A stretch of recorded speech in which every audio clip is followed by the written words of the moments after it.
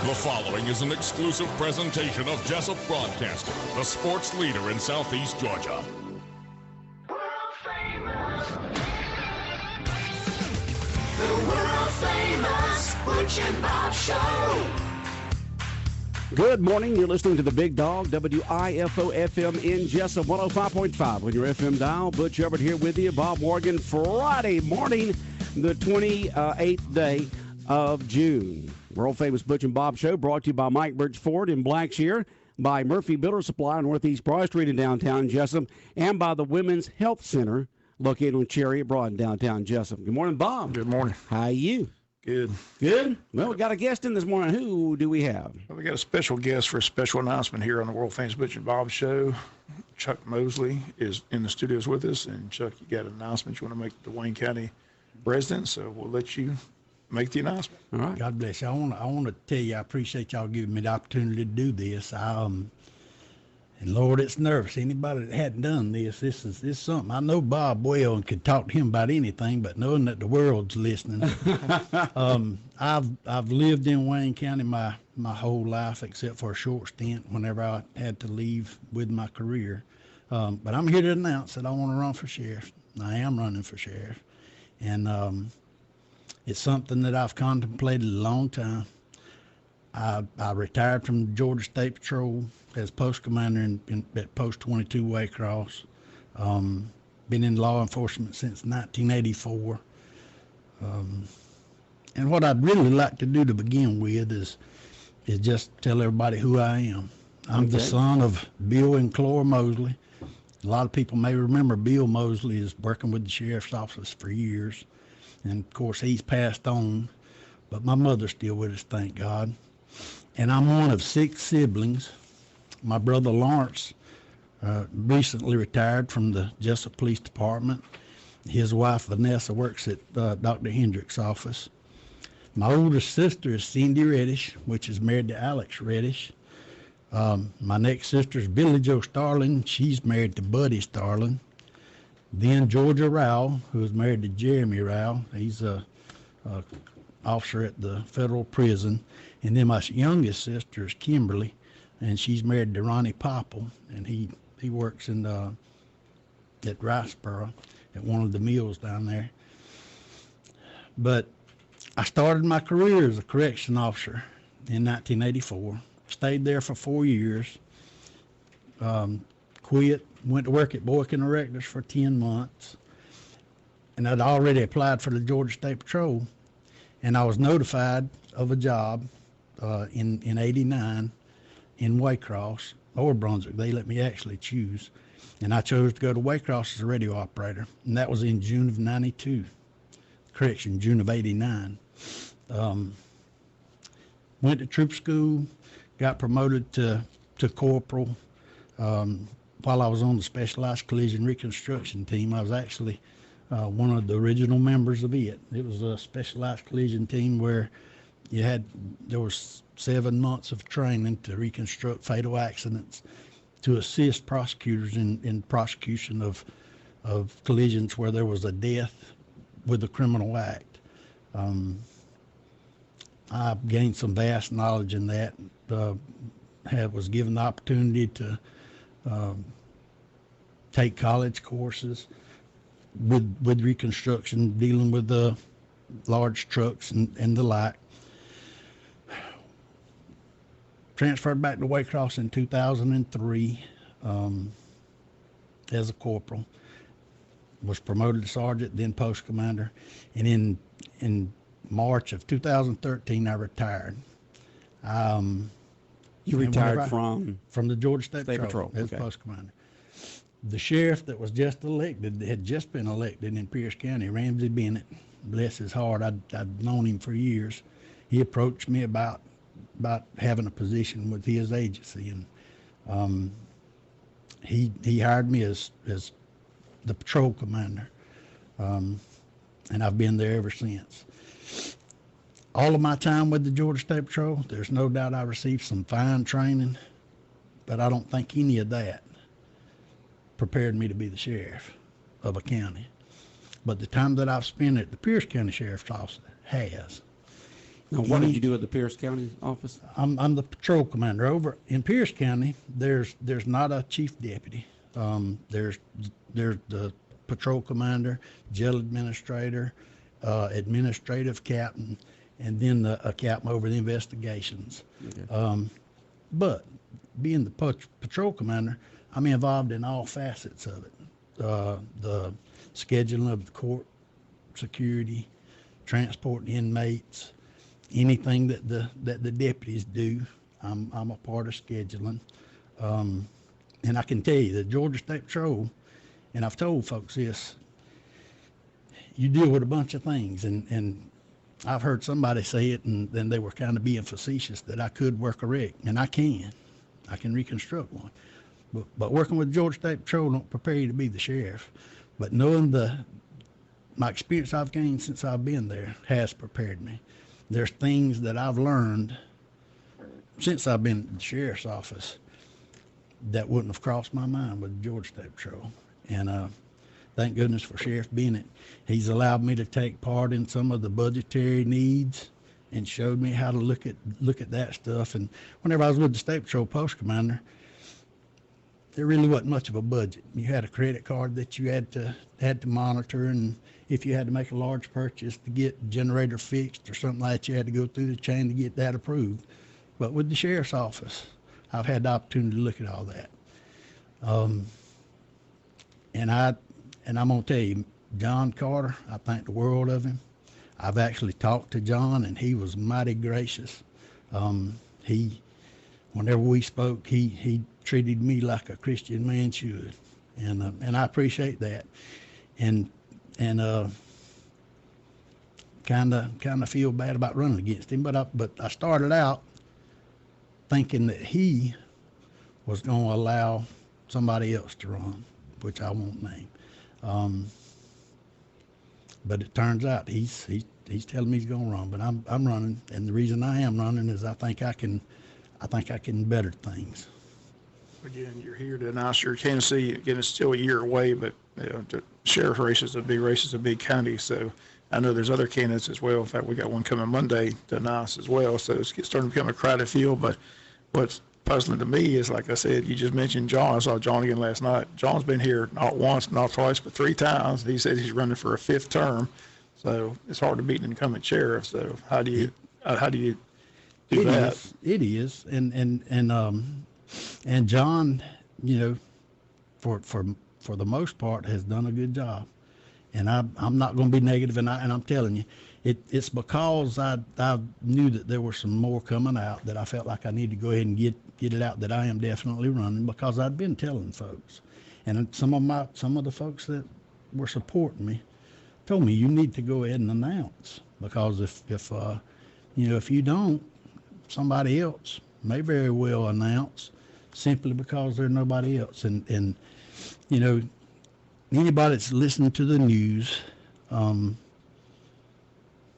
by your great reporting in the newspaper, there's some things that are, and I'm not going to discuss all that. I hadn't done all the open records requests that I need. What are the issues that concern you? Well, that's what I'm fixing to say, is I'm not going to bash, I'm not going to look backwards. But we're not bashing, but what are the issues that are important to you? Well, the budget is one thing. And like I say, I hadn't done the open records request, so I can't actually compare numbers and look at the line items that I've seen, like in Pierce County. I've actually seen a budget from Wayne County, but it's not a line item budget for 2017. And the one that I have, Wayne County's budget was 5.4 million. Pierce County's is 2.8. Now, Wayne County has a larger jail, and they have a larger population, in all fairness. Wayne County's, according to the Sheriff's Association book, has right at 31,000. Pierce County has 18.5. So there are more citizens, but I think that's a pretty drastic increase. But the budget's set by the county commission, and the county administrator. I mean, the sheriff has to go, and he's like any other department head. He has to go present his budget. Now, whether he stays within the budget, that tends to fluctuate from year to year. But you said you're here just basically to get your name out there, let people know you're running. Yes, I said sir. your whole family's been in law enforcement their entire life. You've been in law enforcement your entire life. sir. So, I appreciate the fact that, I say it all the time, if you want the job, say you want the job. That's All right. these people that hesitate, say, well, I'm thinking about all that. Here you are, you're away saying, I want the job. I'm putting my name out there. And like I said, you got a big family base. They said all your friends are telling you if you're going to get out there, there's other people who want the job as well. That's Might as right. well get your name out there. So That's right. like I said, at least you went to John and told him you run him. Yes. He's not been blindsided by it. I mean, he knows That's right. these other people intend to run for sheriff. So should be an interesting race a year from November. Yep, and he told me that he had heard I was running, and I had been telling folks because I really thought that he was going to allow another man to run. But the biggest thing I want that the people that don't know me, I'm approachable, and I won't tell you that I'll always have the right answer, but I tell you I'll know somebody that does. There's not a sheriff in these counties. Whenever I was on the Specialized Collision Reconstruction team, I worked 39 counties. There's very few of the sheriffs around that I don't know. There's men with wisdom that I can call and get answers, and I won't be too lazy to do it. I'll get you the correct answer. Yeah, if you do get elected sheriff, the one question everybody's going to ask is, you have to have a chief deputy. You have that in mind. Have you thought about if you get in there, what you'll do as far as changing personnel and things like that? Well, and I'm Or going is to that tell too you far away? that's a good question. The deputies at the Wayne County Sheriff's, they don't need to worry about me walking in the door and just trying to fire anybody. Well, that was that issue was addressed back in 1993. That's right. When I had a sheriff come in and he basically cleaned house, and then it went to the court, and then they were back. So anybody going in with the way the employment policies are here in Wayne County, there has to be good reason. Yeah, well, that's what I was fixing to say. You're correct, except that it can be for cause. That's right. It's got to be a good Yes, reason. sir. It's got to be for cause. And but that's I wasn't not saying in my firing, heart. but I'm just saying if you get in there, like I said, a sheriff has to have a chief deputy. Yes, A sir. lot of people are going to ask you, do you have that person in mind? And I've got a man in mind that I'm Okay. not prepared to name, understand. but there's actually two fellas. One of them is from Wayne County and is well known, and then there's another fellow that I'm real close to, that I've got in mind that probably wouldn't be known that well. But Well, now that you got your name out there, when do you begin the campaign? Right away? I mean, and how do you, like I said, it's a huge county. People don't really Yes. understand. To travel the county to campaign, it's a huge undertaking. So how do you plan to undertake that? I plan to start asking for votes, and I want to do that now. If I don't see you, I'm asking for your vote now. And if you see me around, don't be bashful. I enjoy and I love talking to people. I love Wayne County. That's one of the reasons that I'm running. Me and my brother and my sisters. Me and my brother coached football years ago. I don't know if you remember. And my sisters have been involved in softball, coaching softball, cheerleading. We're a large family, and being raised in a large family, I know how it is to communicate to folks, and I listen. But I'll be starting to press the flesh and kiss the babies. It's a partisan election. Is there a course for that? Is there a politician's course for that? How to shake hands and kiss babies? I've been watching my brother, bless his heart. He'll kiss you, I promise. Once again, tell us your name and your history here in Wayne County. You are a resident of Wayne County, Yes, right? sir. All right, tell us once again your name and your history here in Wayne County. Okay. My real name is Robert E., but my grandmother didn't like Robert or my middle name, which I won't say, so she called me Chuck, and that's what I've gone by, Chuck Mosley, all through school. A lot of the guys I go to school with will remember me as Hog. The ones I work with State Patrol know me as Country. But at dinner time, Now, I'll answer to anything. On the yeah, we all do. But on the ballot, it'll have to be Robert E. Won't it? Yes, sir. You can put Yes, sir. parentheses. I think around I can. Chuck. Yeah, I think. I've seen candidates have. Yeah, I hadn't checked with Miss Tammy, and that's another thing. I mean, I've had the paperwork filed to receive contributions, but I hadn't because I was waiting. But I think, Bob, I think I've seen that before. I mean, even when Jimmy Carter ran, it was James and then whatever his middle issue is, Jimmy Carter, parentheses. But I was going to ask you before, it is a partisan election. People want to ask you to run into Republican ballot, Democratic ballot. I'll be running Republican. Okay. So sometimes, like I said, with all these people running, I've heard people say, I'm going to use this strategy and get on the other ballot, and then just only have one person to beat comes up. I've heard that there's one thinking of doing that way now. That's what I've heard. So, well, there's a lot of folks who feel that the sheriff should not be a partisan position, like many other ones are, but that's just the nature of the beast, and it's always been that way. Yes, sir. That's right. Well, and I, in parting, I would just like to say, if the people of Wayne County elect me, there'll be honesty, integrity, and experience, and they matter. So we'll have you back, many Yes. times. But I said, I just appreciate you using the Butch and Bob Show to make your announcement. We appreciate that. Like I said, we got another candidate Monday going to do the same thing, so we're looking forward to that. But anybody else that wants to run for political office, this is what this format's for. That's right. Butch and Bob Show's open for everyone. We appreciate you using this format to get the word out. And I said, known you a long time. Like I said, your whole family's been in law enforcement. Knew Bill real well. Yeah. Like I said, he was a character down at the sheriff's office for many years. So there's a lot of stories we can tell. But yeah, the Mosleys do love to laugh. I said I love Lawrence. I said Lawrence just retired from the police department. Great job. So I said known the Mosley family for many years. I said it's a big how big of a family. I mean, there's a lot of Mosleys out there. Well, and where they live in the county. I mean, they all in one area. They spread out all. No, they're pretty well spread out. Uncle Henson is actually my second cousin. And of course, his family. Then my Uncle Bob's kids, Delma and Lindsay and Michelle and Marcia, Toot, that's what we call her. Then my Uncle Wayne's family, they actually live, one of them lives over on Brandon Road and one lives right here down from the radio station. Wayne Jr. and Joseph, Lynette and Jeannie, and they're my Uncle Carrie's folks. So you're related to Henson Mosley? Yes, sir. Well, talk to him. He never lost an election. Yes, sir. Saw him last night. Yes, sir. Yes, sir. And believe it or not, he'll still answer my phone calls. I've been aggravating him. Yes, sir. Well, good. You're still in good gracious in the family. Yes, sir. Yes, sir. Yes, sir. I've been calling him, and I, like I say, after much aggravation, I finally decided. But I've had people tell me that you don't want to come out too early. Then I've had people, oh no, you need to come, and that's the thing is I don't want to be where I'm aggravating folks, but I do want to ask for their vote. Well, now people know that you're a candidate for sheriff. Wish you the best. Like I said, we'll have you on here many times between now and the election, and wish you the best of luck. I'll be back, and I appreciate it. No problem. Okay. Good to see you. Take care. All right. All right, WIFO FM in Jesup. We'll be back more of the world-famous Butch and Bob Show in a minute.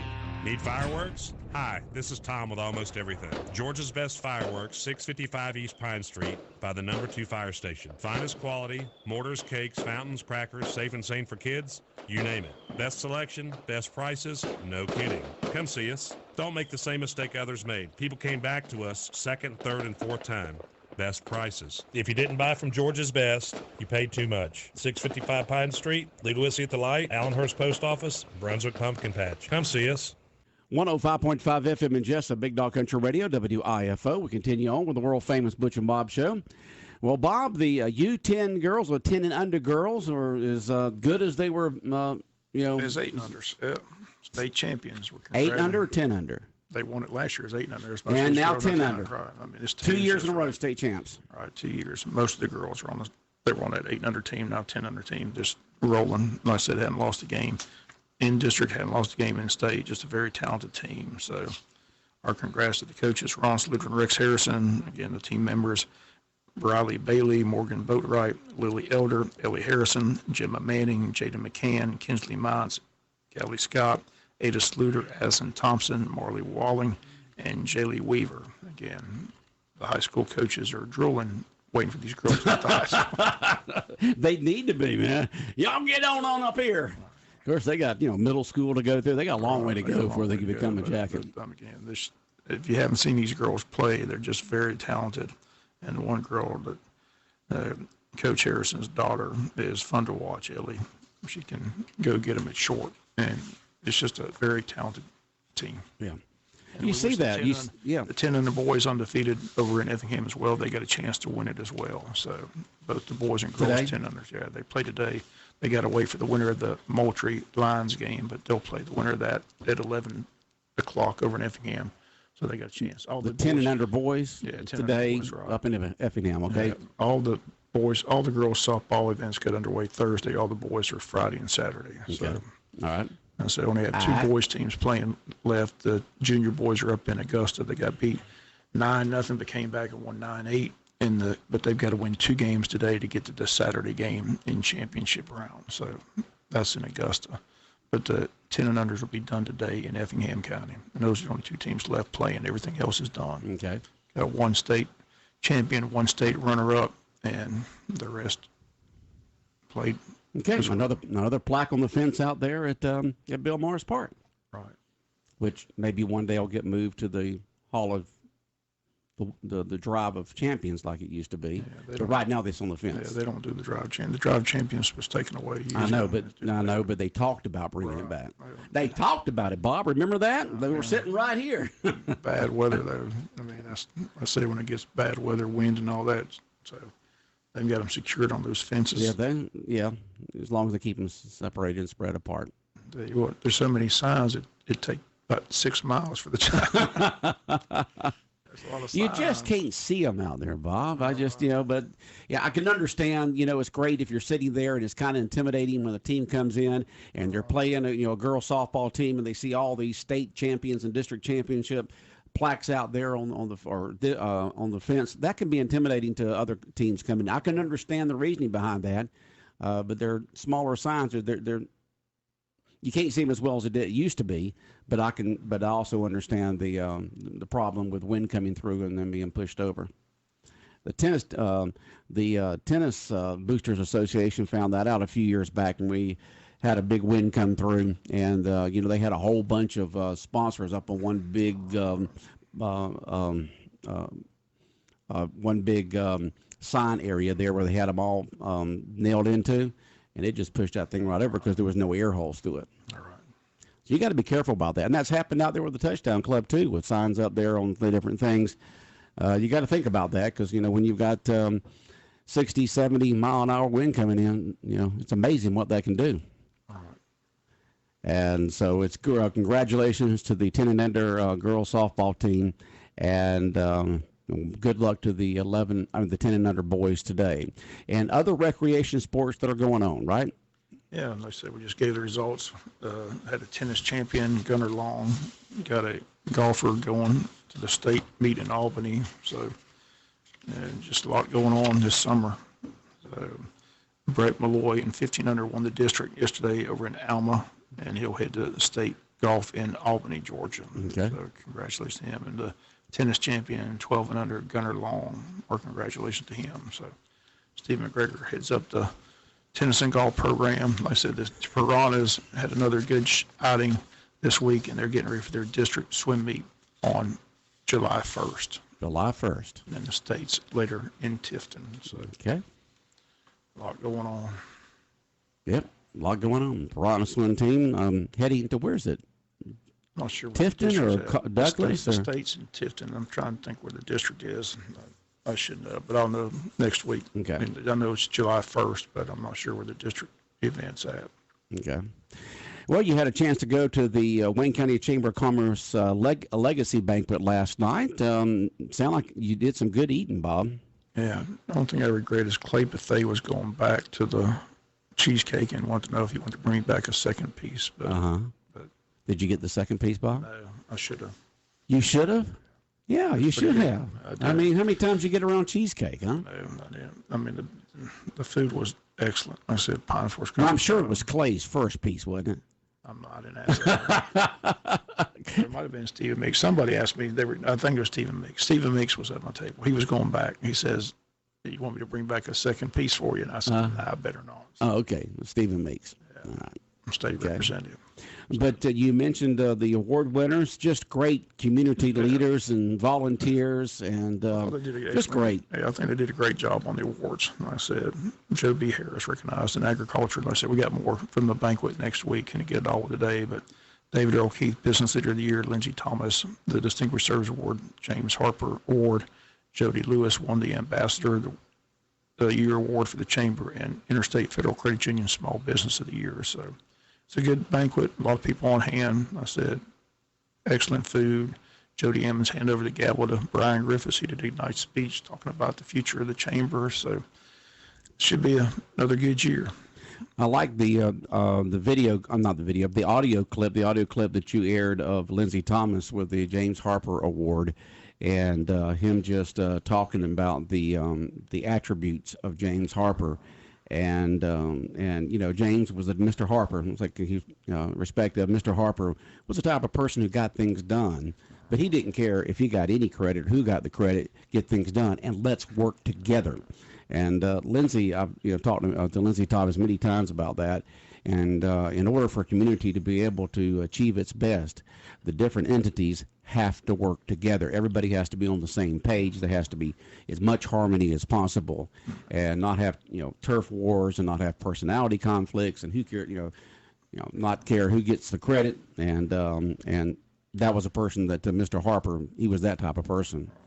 I think Lindsey was glad to get that award because he has so much respect for Mr. Harper. But like I said, Jody Amos did a great job outlining Lindsey's career. And the one thing that resonated, she said that, Lindsey, with all his world travel, being a congressman, being the president of the Chamber of Commerce, Georgia Chamber of Commerce president, he could have went and lived anywhere that he wanted to, but he chose to come back and be in Scriven, Georgia. Yeah, he had this farmhouse in Scriven. She did a great job of outlining his career and all the accomplishments. Talked about.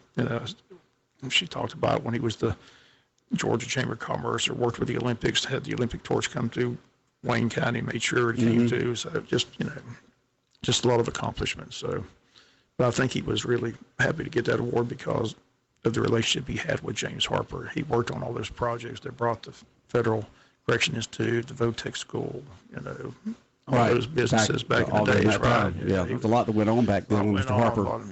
It's all that, we say it all the time, it's not what you know, it's who you know. You got to have those connections. That's why it's so nice to have the connections we got with our local representation now, but you got to have it, I mean, David Earl told that story when Buddy Carter came and spoke at the had his fundraising event at the Strand, at the Bistro.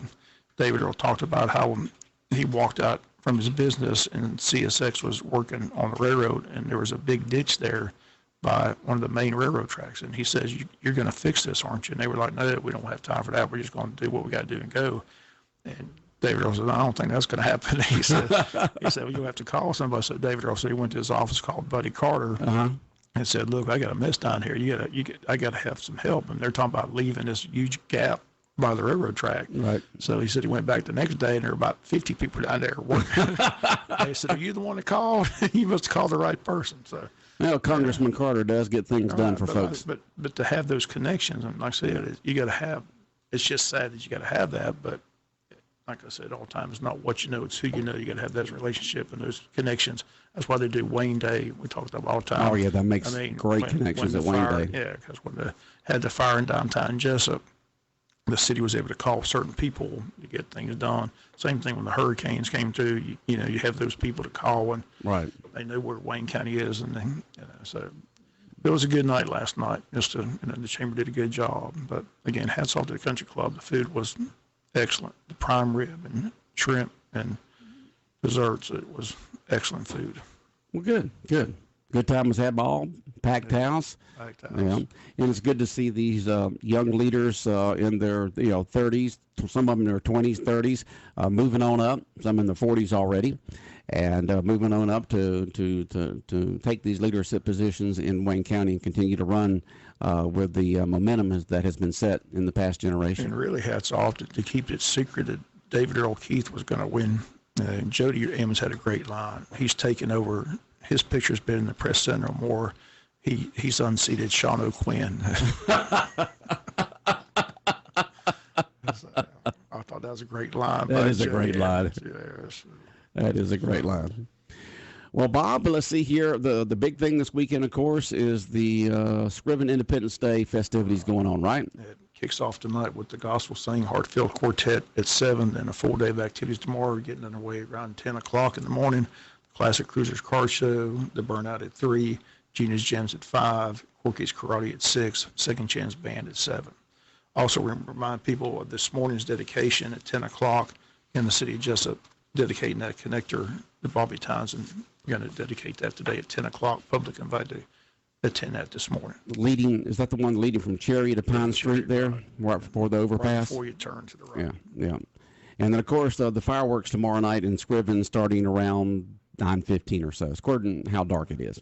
Depends on how long the band plays. Yeah, and yep. If the band gets an encore, we may be delayed. Could be delayed. Well, Bob, have a great weekend. Okay. All right. WIFO FM in Jesup, 105.5 on your FM dial. The time now is 8:31. Coming up soon, we'll give you a chance to win 4 free passes to Wild Adventures Park. That's right. You can use them all the way through the next weekend, which would be, the 8th, the 4th, is about somewhere along there. I'll let you know. But all the way from now, all the way through the following week. The world famous Butch and Bob Show.